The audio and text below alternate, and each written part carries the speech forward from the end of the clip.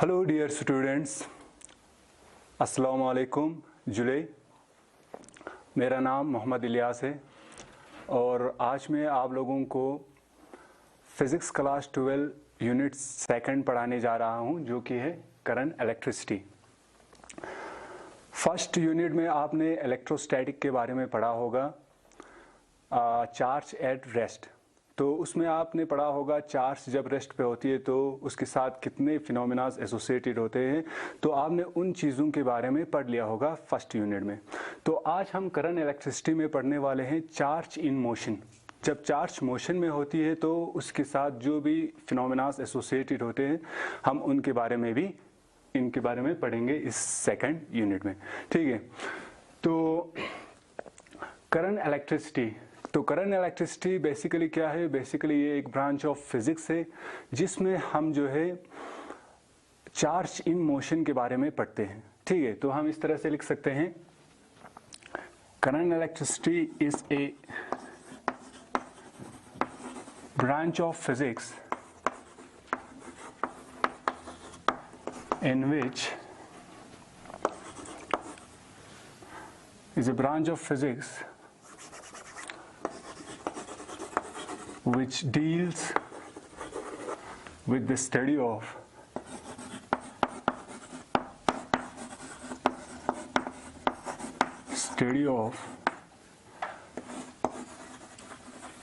charge in motion।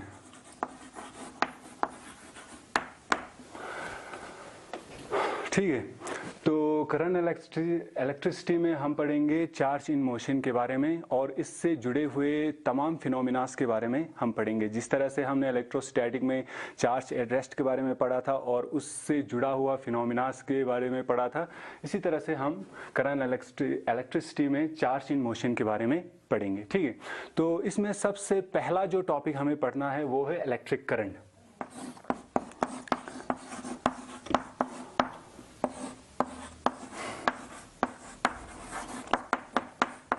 Electric current, तो electric current का simple सा डेफिनेशन क्या होता है? Flow of charge, flow of charge in a definite direction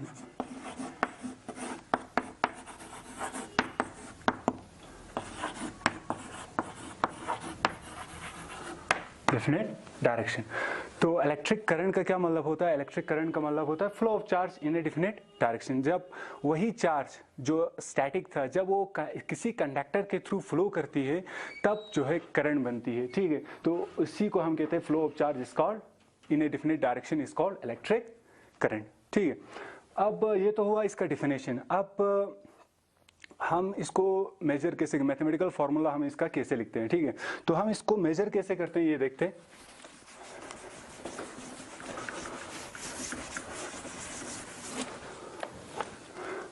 मान लो ये एक कंडक्टर है। ठीक है, मान लो ये एक कंडक्टर है और इसमें इलेक्ट्रॉन जो है वो फ्लो कर रहा है। ठीक है, मान लो इस तरह से इलेक्ट्रॉन फ्लो कर रहा है इस डायरेक्शन में।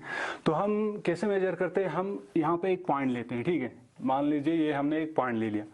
इस पॉइंट पे हम देखते हैं कि एक सेकंड में कितना इलेक्ट्रॉन जो है यहाँ से पार हो रहा है, यहाँ से पास थ्रू हो रहा है। ठीक है, तो इससे हम कहते हैं, इस तरह से हम करंट को मेजर करते हैं। तो हम करंट को इस तरह से लिखते हैं, electric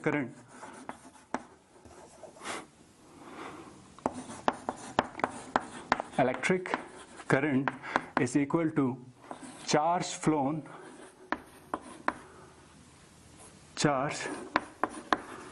flown divided by time taken। ठीक है, इलेक्ट्रिक करंट को हम I से डिनोट करते हैं और चार्ज को हम Q से डिनोट करते हैं। आपने इलेक्ट्रोस्टैटिक में भी पढ़ा होगा। ठीक है, divided by time taken, time को हम T से डिनोट करते हैं। ठीक है, तो मैथमेटिकल फॉर्मूला इसका ये आ जाता है, I is equal to Q upon T। ठीक है, अब इसका SI यूनिट देख लेते हैं। SI यूनिट ऑफ चार्ज होता है ampere. SI unit of charge होता है एम्पियर और इसे हम डिनोट करते हैं सिंबल A से। तो एक एम्पियर कितने के बराबर होता है? एक एम्पियर जो है, एक एम्पियर बराबर होता है ये देखिए चार्ज को हम मेजर करते हैं कूलम में, तो 1 एम्पियर बराबर हुआ 1 कूलम डिवाइडेड बाई, टाइम को हम मेजर करते हैं सेकंड में, तो डिवाइडेड बाई 1 सेकंड। ठीक है, तो 1 एम्पियर बराबर होता है 1 कूलम, 1 एम्पियर बराबर होता है to the ratio of 1 coulomb divided by 1 second. ठीक है, ये हुआ SI unit of current.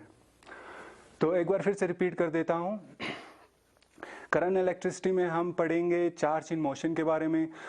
Charge जब मोशन में आती है तो हम उसे कहते हैं करंट। तो इलेक्ट्रिक करंट को, करंट का डिफिनेशन मैंने आपको बता दिया। इलेक्ट्रिक करंट का मतलब होता है flow of charge in A definite direction. ठीक है, तो इलेक्ट्रिक करंट को हम I से डिनोट करते हैं और इसे हम कहते हैं I is equal to Q upon T, और इसका SI यूनिट जो है ये है एम्पियर। ठीक है, यहां तक समझ आ गया। अब हम आगे बढ़ते हैं।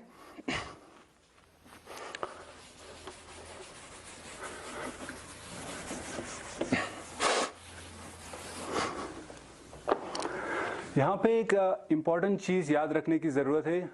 ये चीज है कि करंट जो है ये वेक्टर क्वांटिटी है कि स्केलर क्वांटिटी है। ठीक है,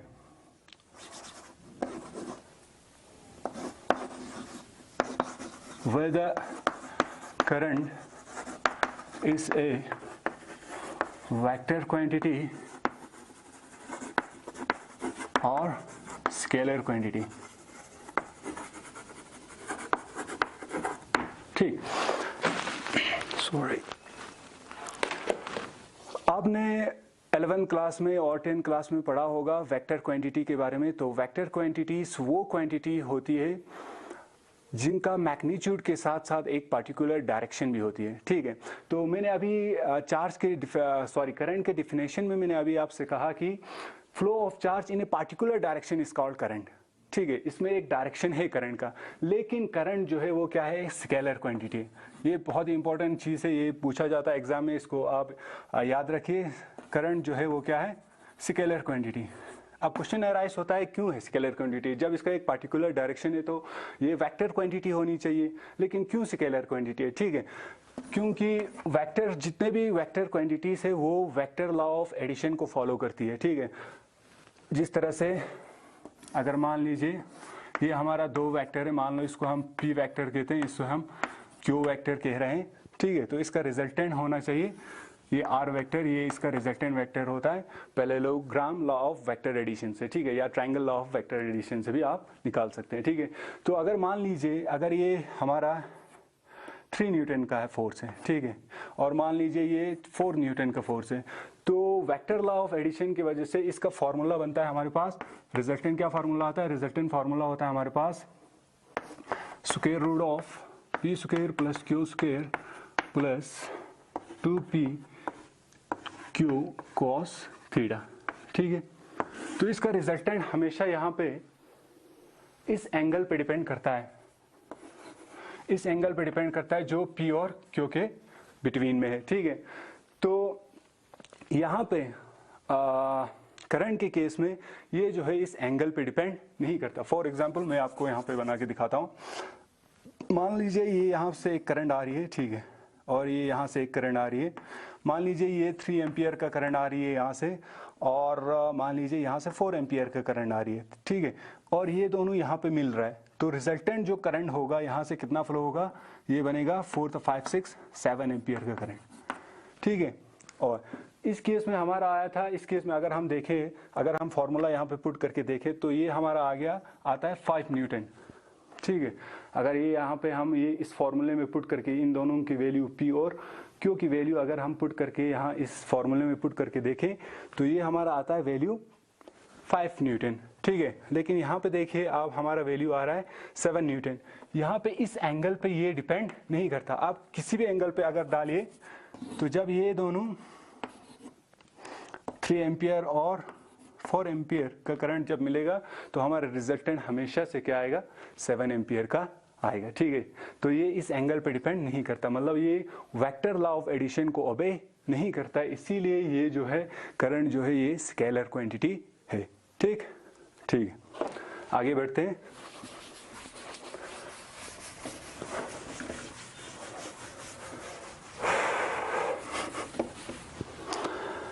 ठीक है, अब बात करते हैं direction of electric current.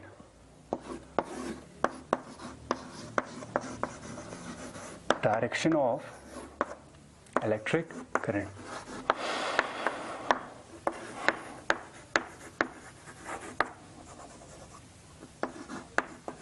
Direction of electric current.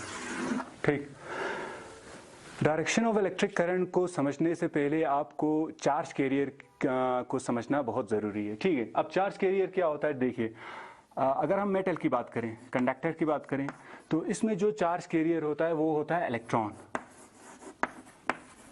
आपको मालूम है, आपने केमिस्ट्री में भी पढ़ा होगा और 9 क्लास से आप पढ़ते आ रहे हैं कि जो मेटल के केस में जो है वैलेंस इलेक्ट्रॉन जो है वो लूजली बॉन्ड होता है, इस वजह से ये इलेक्ट्रॉन फ्री इलेक्ट्रॉन कहलाते हैं और ये पूरा मेटल सरफेस में आगे पीछे ये घूम सकता है। ठीक है, तो जो चार्ज कैरियर है, मतलब क्या फ्लो होता है मेटल में, ठीक है, एक पॉइंट टू दूसरे पॉइंट, ये होता है इलेक्ट्रॉन। ठीक, इसी तरह से अगर हम इलेक्ट्रोलाइट की बात करें,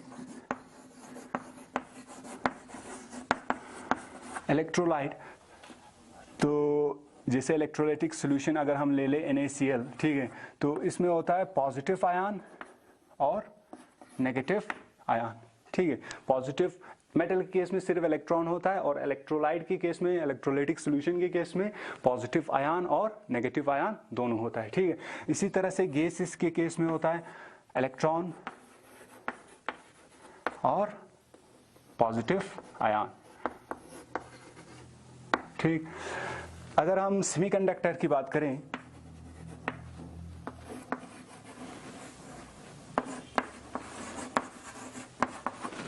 अगर हम सेमीकंडक्टर की बात करें तो इसमें होता है इलेक्ट्रॉन्स, इलेक्ट्रॉन्स तो होते ही हैं, इसके साथ साथ होता है होल्स। ये होल्स क्या चीज़ होता है, ये आप पार्ट बी में पढ़ेंगे, एक चैप्टर है सेमीकंडक्टर, उसमें आप इससे होल के बारे में अच्छे से पढ़ेंगे वहाँ पे। ठीक है, अभी हमें इस चैप्टर में मेटल के बारे में पढ़ना है, तो हम इसी कंडक्टर पे ही फोकस करेंगे। ठीक है, तो हमने आपसे कहा कि चार्ज कैरियर अलग अलग जगह पे अलग अलग चीज़ें होती है। ठीक है, मेटल के केस में, कंडक्टर के केस में सिर्फ इलेक्ट्रॉन होता है, इलेक्ट्रोलाइट के केस में पॉजिटिव और नेगेटिव आयन दोनों होता है, गैसेस के केस में इलेक्ट्रॉन और पॉजिटिव आयन होते हैं। ठीक है, और सेमीकंडक्टर में इलेक्ट्रॉन्स और होल्स होते हैं। ठीक,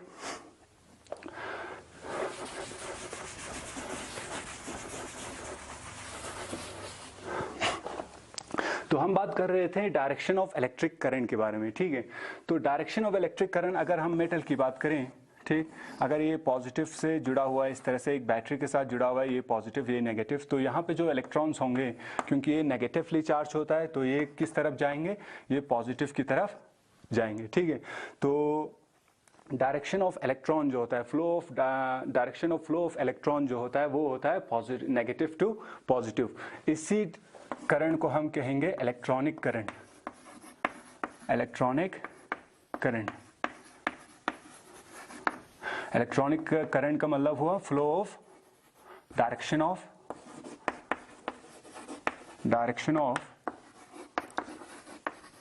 flow of electron.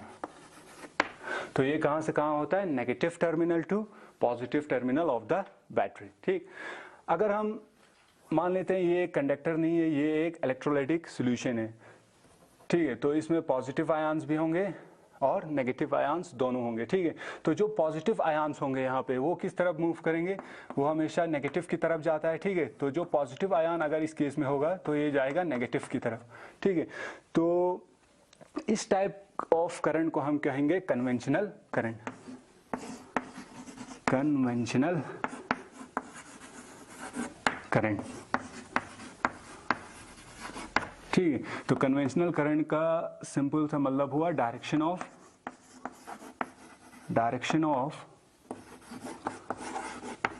Flow of positive ion. ठीक है, तो direction of flow of electric current में आपको दो कॉन्सेप्ट समझने हैं, एक तो है इलेक्ट्रॉनिक करंट के बारे में और एक दूसरा है कन्वेंशनल करंट के बारे में। ठीक है, तो कन्वेंशनल करंट होता है flow of positive ion from positive to negative terminal of the battery, और इलेक्ट्रॉनिक करंट कहते हैं फ्लो ऑफ इलेक्ट्रॉन को, और इलेक्ट्रॉन हमेशा जाता है negative terminal to positive terminal of the battery. ठीक है, यहाँ तक तो ये हुआ direction of electric current.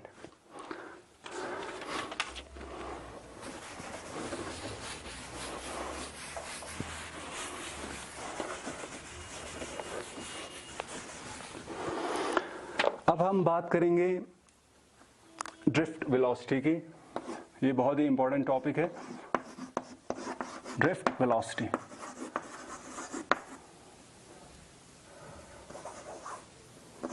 Drift velocity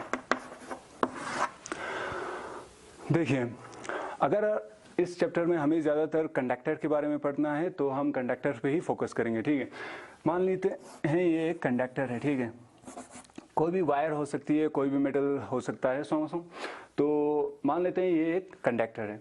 तो कंडक्टर के केस में क्या होता है या एक खाली वायर के केस में क्या होता है, देखिए थर्मल एनर्जी की वजह से, जो रूम टेम्परेचर जो हमारा है, इस वजह से जो इलेक्ट्रॉन्स होता है वो फ्रीली मोशन में होता है। ये हमने पहले ही आपसे कह दिया है, ठीक है। तो जो इलेक्ट्रॉन्स यहाँ पे मोशन में है, ठीक है, यहाँ पे मेटल के केस में जो फ्री इलेक्ट्रॉन्स होता है वो रैंडमली मोशन में होता है, ठीक है। ये हर डायरेक्शन में मूव कर रहा होता है। इसी वजह से क्या होता है कि ये एक दूसरे के साथ भी टकरा जाते हैं, और यहाँ पे जो पॉजिटिव एटम्स हैं, जो इमूवेबल, जो मूव नहीं कर सकते, वो जो एटम्स है जो मूव नहीं कर सकते, वो उनके साथ भी टकरा जाते हैं, ठीक है। तो इस वजह से इनकी जो एवरेज वेलोसिटी होती है वो हमेशा क्या होती है, 0 होती है, ठीक है।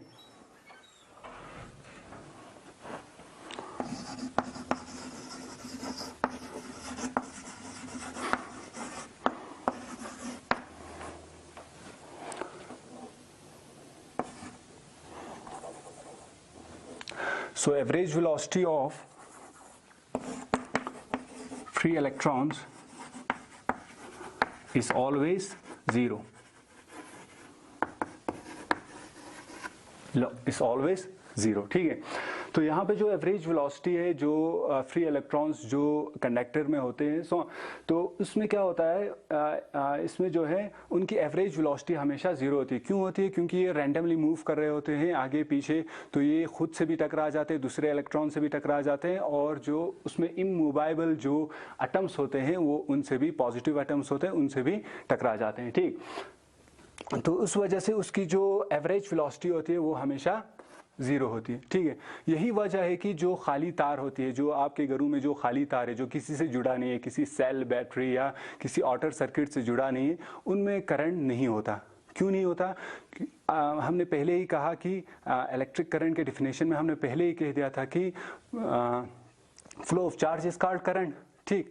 तो फ्लो तो कर रही है, ठीक है, जिसमें जो इलेक्ट्रॉन्स है, जो इलेक्ट्रॉन्स जो तार में है वो तो फ्लो तो कर रही है, ठीक है, लेकिन रैंडमली फ्लो करने की वजह से उनकी जो एवरेज वेलोसिटी है वो 0 रहती है। इसी वजह से नेट करंट जो है वो भी क्या होती है, 0 रह जाती है, ठीक है। इसीलिए खाली तार में आप देख सकते हैं कि करंट फ्लो नहीं कर रही होती है, ठीक है।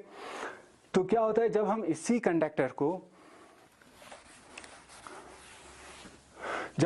कंडक्टर को किसी बैटरी के साथ जोड़ते हैं, ठीक है, मान लीजिए इसको मैंने एक बैटरी के साथ जोड़ दिया, ये एक पॉजिटिव है, ये नेगेटिव, ठीक है, तो यहाँ पे आ गया पॉजिटिव नेगेटिव। तो यहाँ पे जो इलेक्ट्रॉन्स थे वो अब जो है यहाँ पे एक इंटरनल इलेक्ट्रिक फील्ड क्रिएट हो जाती है। इस वजह से आपको पता है इलेक्ट्रॉन जो है वो किस तरफ मूव करने लगेगी, वो अब इस पॉजिटिव टर्मिनल की तरफ मूव करने लगेगी, ठीक है। तो यहाँ पे जो रैंडम इलेक्ट्रॉन्स थे वो अब अलाइन हो जाते हैं, वो आप इस तरह से, वो आप जो है पॉजिटिव टर्मिनल की तरफ मूव करने लगते हैं, ठीक। अब जो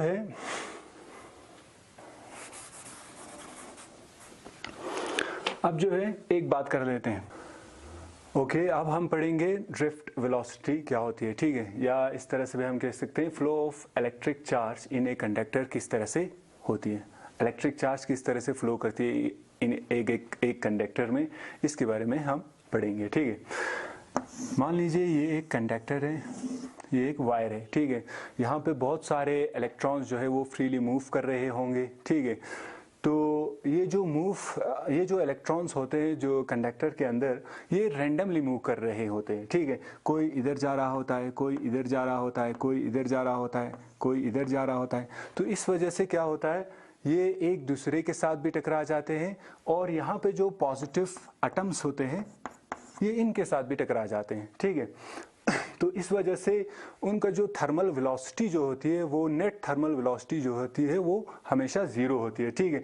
इसी वजह से यही वजह है कि जो खाली तार जो आपके घरों में पड़ी हुई है उसमें करंट फ्लो नहीं कर रही होती है, ठीक है।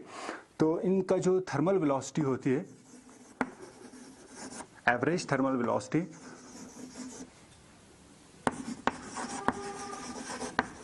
वो हमेशा ज़ीरो होती है, ठीक है। अगर हम इसी कंडक्टर को किसी सर्किट में या किसी बैटरी के साथ कनेक्ट कर दें, मान लीजिए यही कंडक्टर है, इसको मैं अभी एक बैटरी के साथ कनेक्ट कर रहा हूँ, ठीक है। तो इस वजह से क्या होती है, यहाँ पे इंटरनल इलेक्ट्रिक फील्ड डेवलप हो जाती है, यहाँ पे पॉजिटिव चार्ज आएगा, यहाँ पे नेगेटिव, ठीक है। और यहाँ पे जो इलेक्ट्रॉन्स होंगे पहले जो रैंडमली मूव कर रहे थे, अब वो पॉजिटिव टर्मिनल की तरफ मूव करेंगे, ठीक। तो इसी वजह से क्या होता है, ये जो इलेक्ट्रॉन्स को एक्सटर्नल एनर्जी मिल जाती है, उस वजह से उसका काइनेटिक एनर्जी बढ़ जाती है, इसको एक्स्ट्रा वेलोसिटी मिल जाती है, ठीक है। तो इसकी वेलोसिटी चेंज होगी, हमें पता है जब वेलोसिटी चेंज होती है तो एक्सेलरेशन बन जाता है, ठीक है। तो ये एक्सेलरेट कर जाएगा। मैं एक इलेक्ट्रॉन का एग्जांपल लेके आपको समझाता हूँ, क्योंकि यहाँ पे बहुत सारे इलेक्ट्रॉन्स होते हैं। यहाँ पे 10 रेज़ पावर 29 इलेक्ट्रॉन्स होता है पर यूनिट वॉल्यूम में। एक यूनिट वॉल्यूम में 10 रेज़ पावर 29 इलेक्ट्रॉन्स होते हैं, बहुत सारे, बिलियंस की तादाद में, ठीक है। तो हम यहाँ पे वो सारे तो नहीं बना सकते, ठीक। तो एक इलेक्ट्रॉन का एग्जांपल लेके मैं बना रहा हूँ, ठीक है। तो मान लीजिए ये एक इलेक्ट्रॉन है जो नेगेटिव टर्मिनल पे था, अब ये किस तरफ मूव करेगी, पॉजिटिव टर्मिनल की तरफ मूव करेगी। तो जब ये मूव करता है तो एक्सटर्नल इलेक्ट्रिक फील्ड की वजह से ये एक्सेलरेट कर जाता है और ये मूव करेगी, तो यहाँ पे किसी पॉजिटिव एटम के साथ, जो इमूवेबल पॉजिटिव आयन के एटम के साथ टकरा जाता है, तो इसकी जो काइनेटिक एनर्जी है वो लूज कर जाती है, ठीक है, वो ख़त्म हो जाती है, ठीक है। तो फिर जब, क्योंकि एक्सटर्नल इलेक्ट्रिक फील्ड है, तो ये फिर से मूव करने लगती है, फिर किसी एटम के साथ टकरा जाता है, फिर मूव करता है, फिर किसी के साथ टकरा जाता है, ठीक है। तो इसका एक सिंपल सा एग्जाम्पल है कि अगर हम किसी कागज़ की किश्ती को बहते हुए पानी में डाल दें, ठीक, तो वो पानी बहने के साथ साथ कागज़ की किश्ती भी बहने लगती है उसके ऊपर, ठीक है। जब वो किसी पत्थर के साथ टकरा जाता है तो वो थोड़ी देर के लिए रुक जाती है, फिर पानी के साथ आगे बढ़ जाती है, फिर किसी पत्थर के साथ टकराने पे फिर रुक जाती है, फिर आगे बढ़ जाती है, इसी तरह से वो बढ़ता ही रहता है, ठीक। इसी तरह से यहाँ पे जो इलेक्ट्रॉन्स है, ये किसी भी एटम के साथ टकराने पे इसकी काइनेटिक एनर्जी ज़ीरो हो जाती है, क्योंकि एक्सटर्नल इलेक्ट्रिक फील्ड है, तो इस वजह से ये फिर से आगे बढ़ जाती है। इसी तरह से मोशन होता ही रहता है और आखिरकार जो है ये पॉजिटिव टर्मिनल तक पहुंच जाता है, ठीक है। तो इस केस में आप देखिए, क्योंकि ये यहाँ से नेगेटिव टर्मिनल से चल के ये पॉजिटिव टर्मिनल तक पहुंच गया है, तो यहाँ पे इसकी एवरेज काइनेटिक एनर्जी वो ज़ीरो नहीं होगी, ठीक है। तो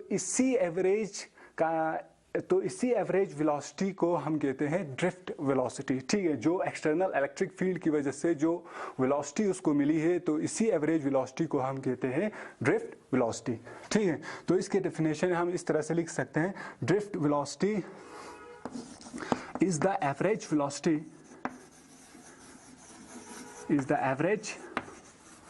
वेलोसिटी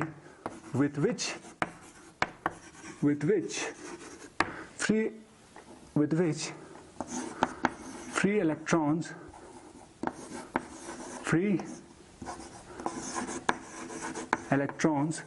get drifted towards किसकी तरफ जाएगी, ये पॉजिटिव टर्मिनल की तरफ, get drifted towards the positive terminal under the influence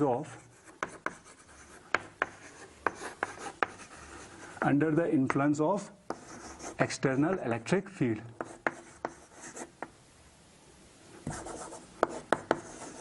External electric field, ठीक है। तो ये हुआ डेफिनेशन ड्रिफ्ट वेलोसिटी के बारे में। तो इसका मैथमेटिकल इक्वेशन हम नेक्स्ट लेक्चर में पढ़ लेंगे, ठीक है। तो आज के लेक्चर में बस इतना ही। आई होप आपको समझ आ गया होगा। Thank you, have a nice day.